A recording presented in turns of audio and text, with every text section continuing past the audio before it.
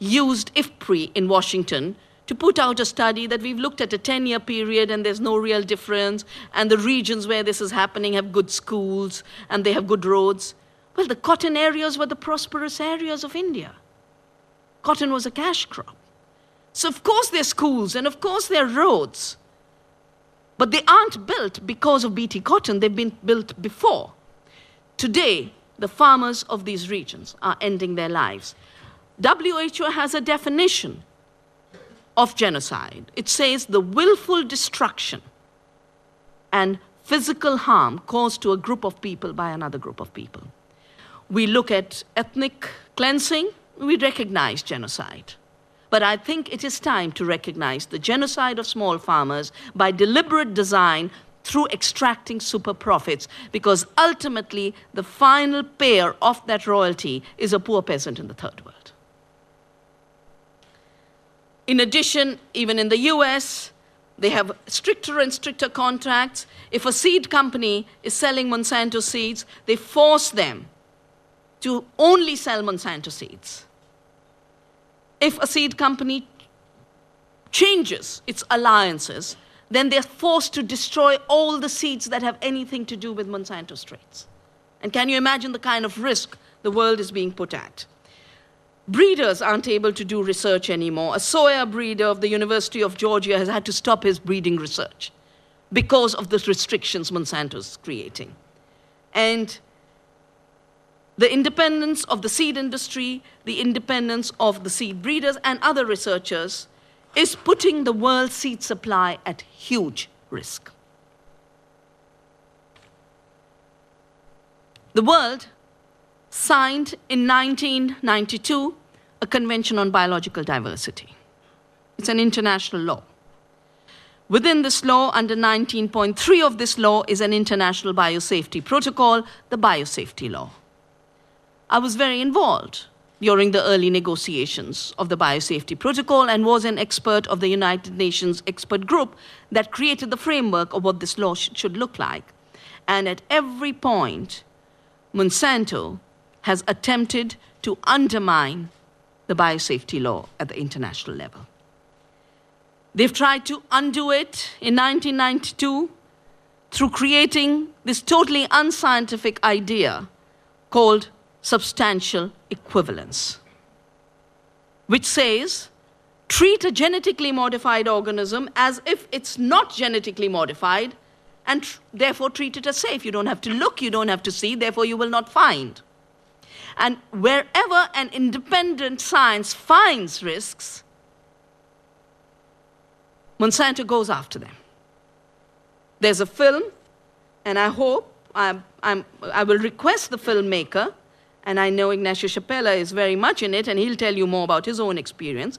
It's a film called Scientists Under Attack, and it's the documentation of eminent scientists who continue to do what they were paid by the taxpayer to do, honest research, and they've been hounded out of their jobs. In India, we just achieved, because of democracy, a moratorium on the second crop Monsanto wanted to bring, which is the BT eggplant. In India, it's called the BT brinjal. It's also got the toxic genes in it. Nobody wanted it. India is the home of biodiversity of brinjal. 4,500 varieties is what we have. We love it. We cook it in hundreds of different ways. And when the idea of a BT brinjal reached the Indian public, they rebelled. The government was forced to hold public hearings. 7 public hearings were held. 13 states of India said they would never allow this in their regions. As a consequence, a moratorium was put.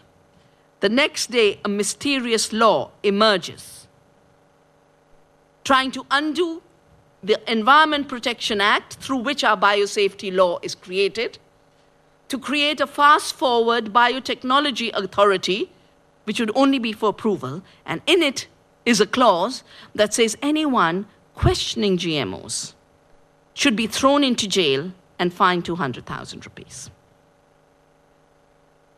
And in the Indian press, one of the things that leaked out is the minister who tabled this law, in his covering note, to the Prime Minister, the entire text was from the biotechnology industry.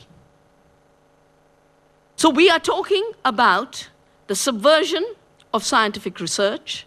We're talking about the subversion of institutions through corruption. It's been proven in the case of Indonesia, where Monsanto paid $175,000 to various officials to try and get an approval for the BT cotton.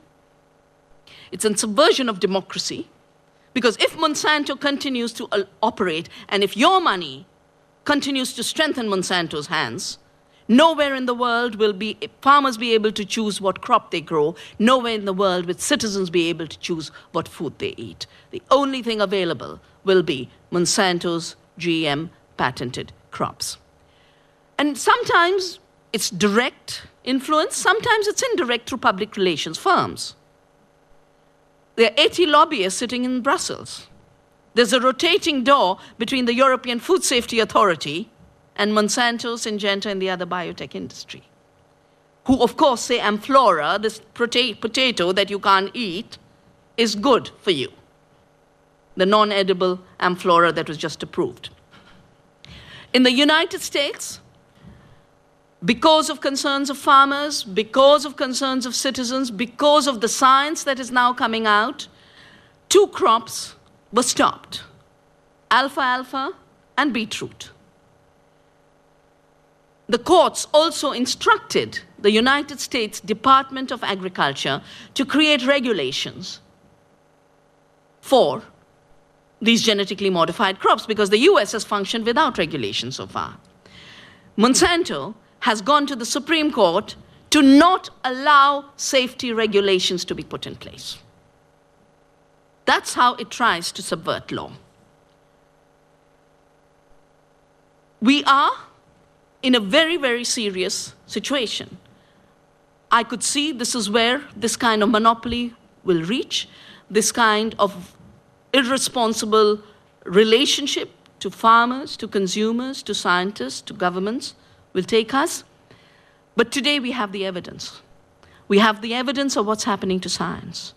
We have the evidence of what's happening to the environment. The problem of genetic pollution is so huge that it's impossible to be an organic farmer with the level of contamination Monsanto is spreading. You can't be an organic soya farmer, you can't be an organic corn farmer, you can't be an organic cotton farmer, you can't be an organic canola farmer.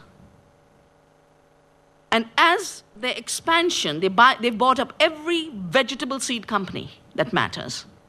And as their scope increases, the contamination levels will go up. And as I said, they have only 2 traits to offer, which are neither beneficial to the environment nor to public health.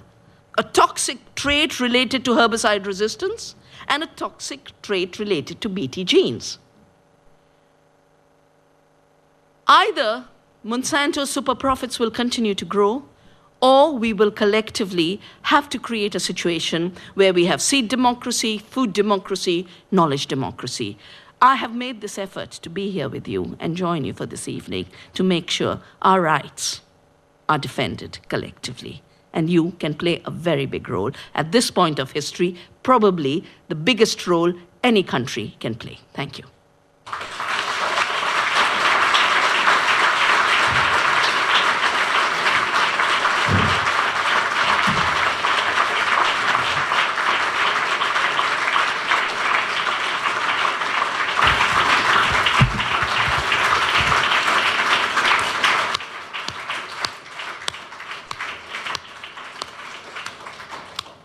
Thank you very much, Vandana.